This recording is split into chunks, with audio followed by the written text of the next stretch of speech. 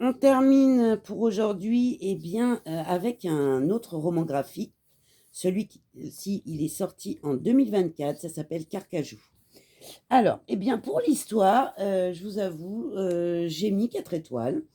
Donc on est à Alberta au Canada en 1895 et par moins 21 degrés Celsius, on a Jeff Hoxton qui règne en despote sur la petite ville de Sinordish, dont il détient la plupart des terrains et commerces. Et à quelques miles de là, dans une colline dominant la ville, eh bien, vit un ermite plutôt farouche qui s'appelle Gus Carcajou et qui en exploite à minima les réserves d'or pour acheter sa gnôle.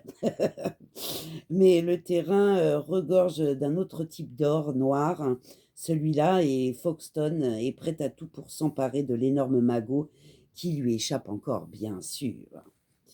Alors, pour le dessin, moi j'ai trouvé que c'était une belle couverture très colorée, j'aime beaucoup ce style. J'ai mis 3 étoiles, on a un graphisme, je trouve, tout à fait original, des traits un peu épais, on a un beau mélange de couleurs chaudes et froides, plutôt vives. Voilà, mais assez sobre tout de même, hein. On est sur du semi-réaliste, pas mal du tout. Je vous avoue, il y a des parties en noir et blanc, ça c'est pour le passé et sincèrement, je l'ai lu, j'ai trouvé très, très sympa.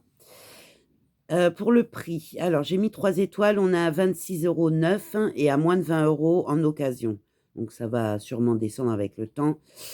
Pour le plaisir de le lire, eh bien écoutez, j'ai mis 3 étoiles. J'ai trouvé que c'était un récit, plutôt, haletant, bourré de rebondissements. C'est très sympa à lire et surtout facile également.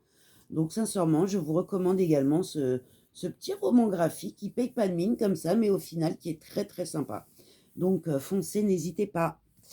Voilà et puis, je vous souhaite, une bonne année, 2026. J'espère qu'elle sera meilleure pour tout le monde. Voilà, bisous.